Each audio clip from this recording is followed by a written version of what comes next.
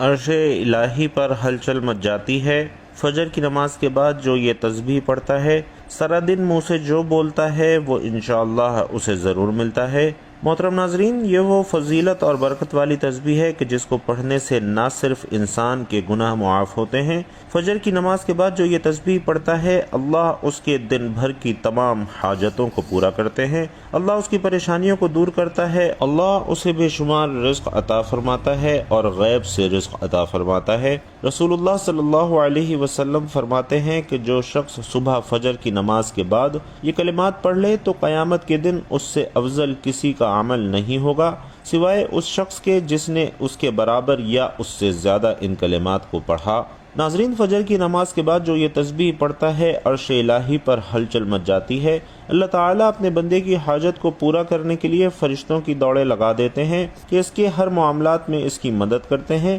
اس کے منہ سے نکلے ہر لفظ، ہر دعا پر اللہ تعالیٰ کن لکھ دیتے ہیں۔ محترم ناظرین، ایک بہت ہی خاص اور مجرب وظیفہ لے کر آپ کی خدمت میں حاضر ہوا ہوں، جس کو آپ فجر کی نماز کے بعد 100 مرتبہ پڑھ لیں، لاکھوں کا قرض بھی ہوگا انشاءاللہ ایک دن میں اتر جائے گا اور ہر حاجت ایک دن میں پوری ہوگی۔ ناظرین، یہ کوئی بہت بڑا وظیفہ نہیں ہے، زیادہ وقت نہیں لگتا اور نہ ہی میں کبھی آپ کو بڑے بڑے وظائف بتاتا ہوں، مختصر سا عمل ہے۔ آج کا وظیفہ نہایت ہی مختصر سا وظیفہ ہے۔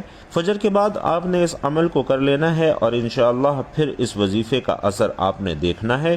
رزق، مال و دولت کی بہار لگ جائے گی۔ یہ خاص دولت اور رزق کے حوالے کا عمل ہے، لیکن آج کا یہ عمل صدق دل کے ساتھ آپ نے کرنا ہے۔ اس عمل کو اگر فقیر بھی کرے گا تو وہ بھی اللہ پاک کی عنایت اور اس کے فضل و کرم سے دولت پر بیٹھ کر راج کرے گا، کیونکہ اس وظیفے میں جو طاقت ہے، اس وظیفے کا جو اثر ہے، وہ بہت ہی کم لوگ جانتے ہیں۔ ویسے تو میں اپنے اس چینل پر بے شمار وظائف بتاتا ہوں، لیکن یہ جو عمل ہے یہ آپ کی ساری پریشانی کو ختم کر دے گا اور آپ کے اوپر لاکھوں کروڑوں کا قرضہ بھی ہے، انشاءاللہ وہ بھی چٹکیاں بجاتے ہی ادا ہو جائے گا۔ قرض کے ادا ہونے کے ایسے اسباب پیدا ہوں گے کہ پھر آپ سب حیران رہ جائیں گے۔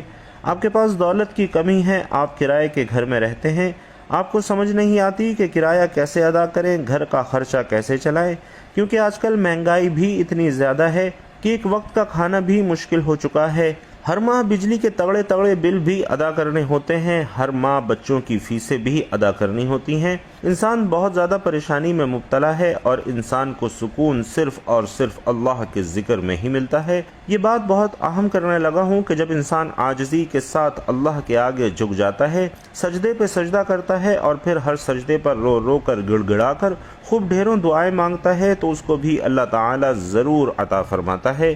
ہم ہر وظیفے میں آپ کو بتاتے ہیں کہ اللہ سے مانگنے کا آپ کو طریقہ جب آ جائے گا پھر آپ کو کسی مزید وظیفے کی ضرورت نہیں پڑے گی، آپ نے صرف ہاتھ اٹھانے ہیں اور آپ کو ملنا شروع ہو جائے گا۔ لیکن اس سے پہلے آپ کے کچھ اعمال ہیں، آپ جو چھوٹی چھوٹی غلطیاں کرتے ہیں جن کو اگر آپ سدھار لیں اور آپ اپنے کاروبار میں حلال طریقے سے کاروبار کریں یا رزق کمانے میں حلال ذریعہ استعمال کریں، جیسا کہ اللہ تعالیٰ کے نبی صلی اللہ علیہ وسلم نے کاروبار کیا تھا، آپ بھی اسی طرح کام کریں، حلال اور پاکیزہ رزق کمائیں۔ اگر آپ کاروبار کرتے ہیں تو اس طریقے سے کریں، اگر آپ جاب کرتے ہیں کہ کوئی آپ پر انگلی نہ اٹھا سکے، آپ ایمانداری سے ڈیوٹی کریں، جس کام کی تنخواہ لیتے ہیں وہ کام مکمل جانفشانی سے کریں اور اپنے فرائض سے غفلت نہ برتیں۔ ہر ماہ رزق حلال ہی آپ کے اپنے گھر آئے اور کوشش کریں کہ آپ کے پورے گھر میں حرام کا ایک لقمہ بھی کسی کے پیٹ میں نہ جائے۔ ناظرین، حلال رزق کمانے کھانے سے ایسا ہو ہی نہیں سکتا کہ انسان اپنے اللہ سے دعا مانگے اور اللہ اس کی دعا کو رد کر دے، ایسا کبھی نہیں ہو سکتا۔ اور یہ وہ وظیفہ ہے، جب یہ وظیفہ کوئی بھی بندہ پڑھتا ہے تو اس وظیفے سے اس کے پاس بے تحاشا دولت آ جاتی ہے۔ ناظرین، یہ ساری نعمتیں، ساری برکتیں حلال میں اور اللہ پاک کا شکر ادا کرنے میں ہی پوشیدہ ہیں۔ کوشش کیا کریں کہ کثرت سے اللہ پاک کا شکر ادا کریں، انشاءاللہ دیکھنا کیسے آپ کے وارے نیارے ہوتے ہیں۔ اگر آپ کے اوپر قرض ہے، آپ نے سود پر قرض لیا ہوا ہے، تو سب سے پہلے تو اللہ پاک سے معافی مانگیے، کیونکہ سود حرام ہے اور اللہ پاک سے کھلی جنگ ہے، تو اللہ سے جنگ کون کر سکتا ہے؟ میرے بھائیوں اور بہنوں، جو بندہ اللہ سے جنگ کرنے کا سوچے گا وہ دونوں جہانوں میں مارا جائے گا، دنیا میں بھی ذلیل اور رسوا ہوگا اور آخرت میں بھی تباہ اور برباد ہوگا۔ جہنم کی انتہائی جو سب سے نچلے والے گڑھے ہیں اس میں اسے پھینکا جائے گا۔ تو آپ نے سب سے پہلے سود کے کاموں سے توبہ کرنی ہے، جھوٹ سے توبہ کرنی ہے، غیبت چغلی سے توبہ کرنی ہے، لیکن واضح رہے کہ صرف توبہ نہیں کرنی بلکہ اس توبہ پر قائم رہنے کی کوشش بھی کرنی ہے۔ اور سب سے اہم بات جو ہے وہ اپنے رشتہ داروں سے اگر لا تعلق ہیں تو فوراً جا کر ان سے معافی مانگیں، چاہے آپ کی غلطی ہے یا نہیں۔ پھر دیکھنا کیسے اللہ پاک آپ کے اوپر اپنا فضل و کرم کرے گا، آپ کے اوپر اللہ پاک اپنا کرم فرمائے گا۔ یا رشتہ داروں کے ساتھ آپ نے اچھا سلوک کرنا ہے، اس کے ساتھ تعلقات جوڑنے کی کوشش کرنی ہے۔ یہ نہ دیکھو کہ اس نے یہ کہہ دیا، اس نے وہ کہہ دیا۔ آپ عاجزی اختیار کریں، کیونکہ جو عاجزی اختیار کر لے گا اسے پھل ملے گا۔ جب کبھی آپ بلندی پر چڑھتے ہیں، آپ کو پتہ ہونا چاہیے کہ بلندی پر چڑھتے ہوئے انسان کو جھکنا پڑتا ہے۔ آپ سیدھے کھڑے ہو کر بلندی پر نہیں چڑھ سکتے، اور جب آپ نے نیچے اترنا ہوتا ہے تو آپ کو سیدھا ہونا پڑتا ہے، اور اس وقت آپ کو سینہ تان کر نیچے اترنا پڑتا ہے، پھر ہی آپ نیچے اتر سکتے ہیں۔ تو ناظرین کرام، آج کا جو وظیفہ ہے اس کی ترتیب آپ اچھے طریقے سے سمجھ لیں، اور میری باتوں پر آپ نے عمل بھی کرنا ہے۔ اس کو اپنے دوستوں بہن بھائیوں کے ساتھ بھی لازمی شیئر کرنا ہے۔ یہ بھی ایک صدقہ ہوگا کہ کسی ایک بندے نے بھی اس پر عمل کر لیا تو اس کا اجر آپ کو اور مجھے دونوں کو ملے گا۔ جب فجر کی نماز ادا کر لیں، آپ نے کوشش کرنی ہے کہ وہیں اسی جگہ پر بیٹھ جائیں۔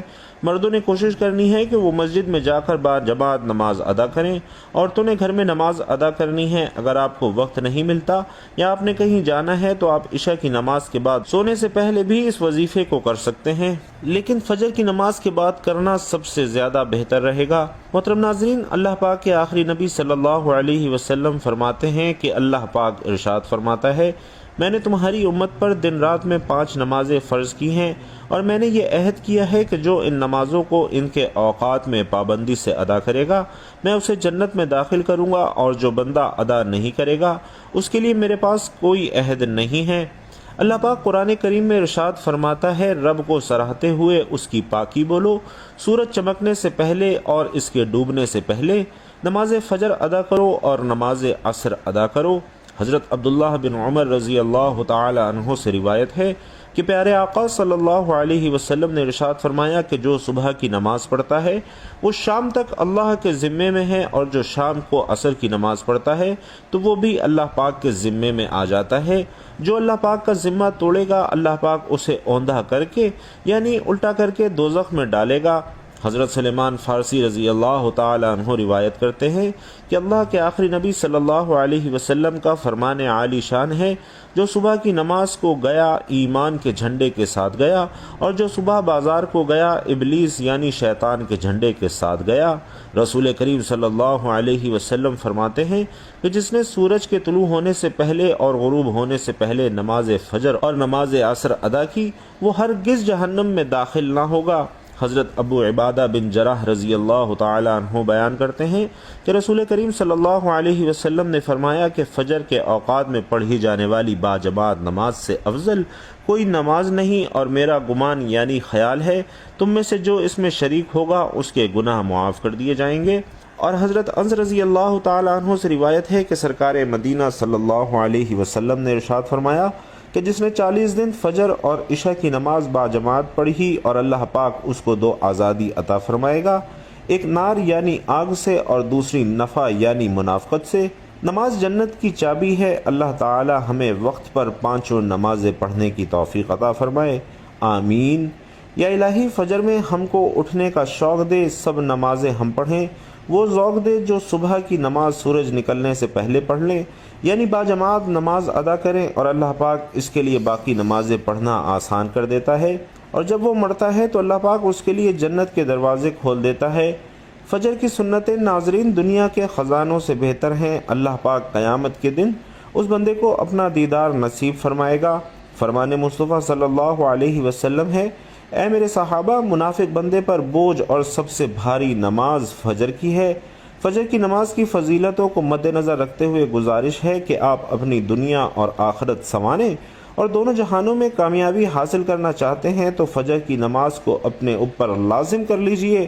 اللہ پاک ہماری موت اور آخری سانس بھی نماز فجر ادا کرتے ہوئے نکالے، آمین یا رب العالمین۔ تو محترم ناظرین، آپ نے سب سے پہلے ایک مرتبہ بسم اللہ الرحمن الرحیم پڑھنی ہے۔ اللہ تعالیٰ کے پاک اور آخری کتاب قرآن مجید ہے۔ اپنے دن کا آغاز اللہ تعالیٰ کے بابرکت نام سے کریں، شروع اللہ کے نام سے جو بڑا مہربان نہایت رحم کرنے والا ہے۔ حضرت سلیمان علیہ السلام نے اپنے دن کا آغاز اللہ کے بابرکت نام سے ہی کیا، اور اسی طرح حضرت نوح علیہ السلام کی کشتی کے چلنے کا تذکرہ قرآن مجید میں کیا گیا ہے۔ اللہ تعالیٰ نے ارشاد فرمایا اور کہا، اس میں سوار ہو جاؤ، اس کا چلنا اور تیرا اللہ کے نام سے، بے شک میرا رب بخشنے والا اور مہربان ہے۔ گویا کسی بھی ایسے کام کا آغاز جو جائز ہو، اللہ تعالیٰ کا نام لینا اور اسے شروع کرنا انبیاء کرام علیہم السلام کی سنت مبارکہ ہے۔ جو کام بسم اللہ الرحمن الرحیم پڑھ کر شروع کیا جاتا ہے تو اس کام میں برکت پیدا ہو جاتی ہے۔ نبی کریم صلی اللہ علیہ وسلم جب بھی کوئی کام کرتے تو اس کی ابتدا بسم اللہ الرحمن الرحیم سے ہی فرماتے۔ آپ صلی اللہ علیہ وسلم نے فرمایا کہ اپنے دن کا آغاز اللہ کے بابرکت نام سے کیا کرو۔ ناظرین، اس سے معلوم ہوتا ہے کہ بسم اللہ الرحمن الرحیم کس قدر اہمیت کی حامل تسبیح ہے۔ رسول پاک صلی اللہ علیہ وسلم ارشاد فرماتے ہیں کہ دروازہ بند کرتے وقت بسم اللہ پڑھو، چراغ گل کرتے وقت بسم اللہ پڑھو، برتن ڈھانپتے ہوئے بسم اللہ پڑھو، اور مشک کا منہ بند کرتے ہوئے بسم اللہ پڑھو۔ کھانے پینے، ذبح کرنے، وضو کرنے سے پہلے، کشتی میں سوار ہونے سے پہلے، الغرض ہر نیک کام سے پہلے بسم اللہ الرحمن الرحیم پڑھنا انتہائی مستحب عمل ہے۔ ناظرین کرام، اس کے بعد آپ نے نبی کریم صلی اللہ علیہ وسلم کی ذات اقدس پر 11 مرتبہ درود پاک پڑھنا ہے۔ درود پاک آپ کوئی سا بھی پڑھ سکتے ہیں، چاہے تو آسان اور مختصر سا درود صلی اللہ علیہ وآلہ وسلم پڑھ لیں یا صلی اللہ علی محمد پڑھ لیں، لیکن چونکہ درود ابراہیمی کی فضیلت سب سے زیادہ ہے تو آپ نے کوشش کرنی ہے کہ درود ابراہیمی ہی پڑھیں۔ خیر و برکت کے لیے ایک مرتبہ میرے ساتھ بھی پڑھ لیجئے۔ اللہم صلی علی محمد وعلی آل محمد کما صلیت علی ابراہیم وعلی آل ابراہیم انک حمید مجید۔ اللہم بارک علی محمد وعلی آل محمد کما بارکت علی ابراہیم وعلی آل ابراہیم انک حمید مجید۔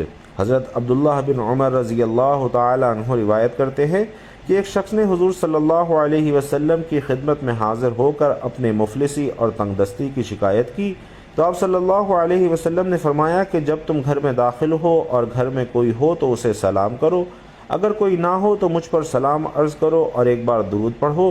اس شخص نے ناظرین ایسا ہی کیا اور اللہ تعالی نے اسے اتنا مال عطا فرما دیا کہ اس نے اپنے ہمسایوں کی بھی خدمت کی۔ فرمان مصطفیٰ صلی اللہ علیہ وسلم ہے کہ جو یہ پسند کرے کہ اللہ تعالیٰ اس کے گھر میں خیر زیادہ کرے تو جب کھانا کھایا جائے تو باوضو ہو کر کھانا کھایا جائے، اور جب اٹھایا جائے تو اس وقت بھی وضو کرے۔ کھانے کی وضو سے مراد دونوں ہاتھ گٹوں تک اور منہ کا اگلا حصہ دھونا اور کلی کرنا۔ فیضان سنت میں مل کر کھانے میں برکت ہے۔ سرکار مدینہ صلی اللہ علیہ وسلم کا فرمان ہے کہ اکٹھے کھانا کھاؤ، الگ الگ نہ کھاؤ کہ برکت اکٹھے کھانے میں ہے۔ اس حدیث پاک کے تحت حکیم الامت مفتی احمد یار خان رحمۃ اللہ علیہ فرماتے ہیں کہ ساتھ کھانے میں تھوڑا کھانا بھی بہت کو کافی ہو جاتا ہے، آپس میں محبت بڑھتی ہے، اور اسی طرح سرکار دو عالم صلی اللہ علیہ وسلم کا فرمان عالی شان ہے کہ جو شخص دسترخوان سے کھانے کے گرے ہوئے ٹکڑوں کو اٹھا کر کھائے وہ فراخی کی زندگی گزارتا ہے اور اس کی اولاد عافیت میں رہتی ہے۔ رزق میں برکت کا ایک سبب رشتہ داروں سے حسن سلوک کرنا بھی ہے۔ نبی کریم صلی اللہ علیہ وسلم فرماتے ہیں جسے عمر میں اضافہ اور رزق میں زیادتی ہونا پسند ہو تو اسے چاہیے کہ وہ اللہ تعالیٰ سے ڈرے اور صلہ رحمی کرے، سال بھر رزق حلال ملے گا۔ فرمان مصطفیٰ صلی اللہ علیہ وسلم ہے جو بھوکا اور حاجت مندوں کو اگر اپنی حاجت لوگوں سے چھپائے اللہ تعالیٰ اس کے حلال رزق میں برکت عنایت کرے گا۔ جس نے استغفار کو اپنے اوپر لازم کر لیا اللہ عز و جل اس کی ہر پریشانی دور فرمائے گا اور ہر تنگی سے اسے راحت عطا فرمائے گا اور ایسی جگہ سے رزق عطا فرمائے گا جہاں سے اس نے سوچا بھی نہ ہوگا۔ حضور صلی اللہ علیہ وسلم نے فرمایا کیا میں تمہیں وہ چیز نہ بتاؤں جو تمہیں تمہارے دشمن سے نجات دے اور تمہارا رزق وسیع کر دے؟ دن رات اللہ تعالیٰ سے دعا مانگتے رہو کیونکہ دعا مومن کا ہتھیار ہے۔ حضرت عبداللہ بن عمر رضی اللہ تعالی عنہ فرماتے ہیں کہ ایک شخص حضور صلی اللہ علیہ وسلم کی خدمت میں حاضر ہوا اور اپنی تنگ دستی کی شکایت کرنے لگا تو آپ صلی اللہ علیہ وسلم نے اس آدمی سے فرمایا کیا تمہیں وہ تسبیح بھول گئی ہے جو ملائکہ کی تسبیح ہے، تمام مخلوقات کی تسبیح ہے، اور اس کے ذریعے سے سب کو رزق دیا جاتا ہے؟ حضرت عبداللہ بن عمر رضی اللہ تعالی عنہ نے عرض کیا کہ یا رسول اللہ صلی اللہ علیہ وسلم، وہ کون سی تسبیح ہے؟ تو آپ صلی اللہ علیہ وسلم نے فرمایا کہ جو شخص طلوع آفتاب سے پہلے نماز فجر کے بعد یہ کلمات سبحان اللہ و بحمدہ سبحان اللہ العظیم پڑھ لے تو دنیا اس کے پاس ناک رگڑتی ہوئی آئے گی، اور اللہ تعالیٰ اس کلمے کی برکت سے جو وہ شخص کہے گا فرشتہ پیدا فرمائے گا جو قیامت تک تسبیح بیان کرتا رہے گا، اور اس کا ثواب پڑھنے والے کو ملے گا۔ تو ناظرین محترم، فجر کی نماز کے بعد یہ تسبیح لازمی پڑھیں، سبحان اللہ و بحمدہ سبحان اللہ العظیم و بحمدہ استغفر اللہ۔ یہ تسبیح پڑھنے سے آپ کی تمام دنیاوی پریشانیاں انشاءاللہ دور ہو جائیں گی، اور اللہ تعالیٰ آپ کی تمام حاجتوں کو پورا کرے گا۔ اللہ آپ کو دینی دنیاوی نعمتوں سے بالا مال کر دے گا انشاءاللہ۔ آخر میں دوبارہ سے 11 مرتبہ درود شریف پڑھ لینا ہے، اور درود پاک پڑھنے کے بعد آپ نے اللہ پاک سے دعا مانگنی ہے۔ جب بھی مانگنا اللہ سے مانگنا، برکت والا، خیر والا، عافیت والا رزق مانگنا، سکون والا رزق مانگنا، اس سے نہ صرف آپ کے گھر میں خوشحالی رہے گی بلکہ آپس میں پیار محبت بھی بڑھے گی۔ ہر بندہ دن رات زیادہ سے زیادہ پیسے کمانے کے چکر میں بہت سے راستے اختیار کرتا ہے، تو کوشش کریں کہ آپ نے مختصر راستہ اختیار نہیں کرنا، اپنے کام پہ آپ نے مکمل توجہ دینی ہے، رزق حلال کمانا ہے، محنت کرنی ہے، اس سے اللہ پاک آپ پر ڈھیروں رحمتیں، برکتیں اور وسعتیں نازل فرمائے گا۔ اور کوئی بھی وظیفہ ناظرین نماز کے بغیر مکمل نہیں ہوتا، تو آپ نے 5 وقت کی نماز لازمی ادا کرنی ہے۔ انسان نماز کے دوران اللہ تعالیٰ کی طرف متوجہ ہوتا ہے، اور اللہ تعالیٰ انسان کو سجدہ کرتے وقت ہی سب سے زیادہ پسند کرتا ہے۔ جب انسان نماز کے لیے کھڑا ہوتا ہے تو جنت کے دروازے کھول دیے جاتے ہیں، اور نماز کی طرف جتنے قدم بڑھاتا ہے اس کے اتنے گناہ معاف کر دیے جاتے ہیں، اور اتنا ہی ثواب اس کے حق میں لکھ دیا جاتا ہے۔ جنگ میں یا پھر دشمن کے ڈر سے اپنی جان بچا کر بھاگ رہا ہو، اس وقت بھی نماز کو قضا کی صورت میں ادا کرنا لازم ہے۔ یہ اسلام کا فرمان ہے، اور نماز بے شک دین کی سعادتوں کا ضامن ہے۔ اللہ عز و جل قرآن مقدس میں ارشاد فرماتا ہے کہ یہ کتاب پرہیزگاروں کے لیے ہدایت کا ذریعہ ہے، اور غیب پر ایمان لائے نماز قائم کریں، اور ہم نے جو دیا اس میں سے اللہ کی راہ میں خرچ کریں۔ اور اللہ فرماتا ہے بے شک نماز قائم کرو اور زکوٰۃ ادا کرو، اور رکوع کرنے والوں کے ساتھ نماز پڑھو، یعنی مسلمانوں کے ساتھ رکوع کرو۔ نماز کے ترک کرنے پر بہت زیادہ وعید قرآن مجید میں نازل ہوئی ہے۔ نماز کو قضا کر کے پڑھنے والوں کے لیے اللہ تعالیٰ فرماتا ہے کہ خرابی ان نمازوں کے لیے جو اپنی نمازوں سے بے خبر ہیں، وقت گزار کر پڑھتے ہیں۔ نماز کی اہمیت اس بات سے بھی پتہ چلتی ہے کہ اللہ رب العزت نے سب احکام اپنے حبیب صلی اللہ علیہ وسلم کو زمین پر بھیجے، لیکن جب نماز فرض کرنی ہوئی تو شب معراج کی رات میں یہ تحفہ اللہ پاک نے اپنے پاس بلا کر دیا۔ بے شک نماز مومنوں پر اپنے مقررہ وقت میں ادا کرنا فرض ہے، اور اللہ فرماتا ہے نماز قائم کرو اور زکوٰۃ ادا کرو۔ پورے قرآن کریم میں مختلف مقامات پر مختلف طریقوں سے 186 مرتبہ اپنے بندوں کو نماز قائم کرنے کا حکم دیا ہے، کیونکہ نماز تمام برائیوں سے روکنے کا سبب ہے، جیسا کہ قرآن مجید میں ذکر ہے کہ بے شک نماز تمام برائیوں اور برے کاموں سے روکتی ہے۔ اللہ تعالیٰ اپنے بندوں کو نماز پر پابندی کرنے کی تلقین اس لیے کر رہا ہے، اور حق کی راہ پر گامزن رہے، تمام تر اختلافات اور مصیبت سے بچتا رہے۔ اگر آپ قرآن پاک کی تلاوت کریں گے تو بے شمار آیات آپ کو ایسی ملیں گی جو نماز کی فضیلت پر دلالت کرتی ہیں، اور آپ لوگ جان لیں گے کہ بے شک نماز ہر حال میں فرض ہے، اور اس سے بچنے کا کوئی بھی چارہ نہیں ہے۔ اللہ رب العزت سے دعا ہے کہ میرا جو بھائی بہن یہ وظیفہ جو بھی حاجت جو بھی مقصد دل میں لے کر پڑھے، اللہ پاک ان تمام بہن بھائیوں کے وہ تمام مقاصد اور حاجات قبول فرمائے، غیب سے ان تمام بہن بھائیوں کو رزق عطا فرمائے، میرا سنانا اور آپ کا سننا اپنی بارگاہ میں قبول و منظور فرمائے، جو مانگ سکے وہ بھی عطا فرمائے، جو نہ مانگ سکے وہ بن مانگے عطا فرمائے، آمین یا رب العالمین۔ ناظرین، آخر میں آپ سے گزارش ہے کہ اپنے رزق میں برکت، وسعت اور کشادگی کے لیے اللہ تعالیٰ کے 99 ناموں میں سے کوئی بھی ایک نام کمنٹ باکس میں ضرور شیئر کیجیے گا۔ اللہ تعالیٰ آپ سب کا حامی و ناصر ہو، آمین یا رب العالمین۔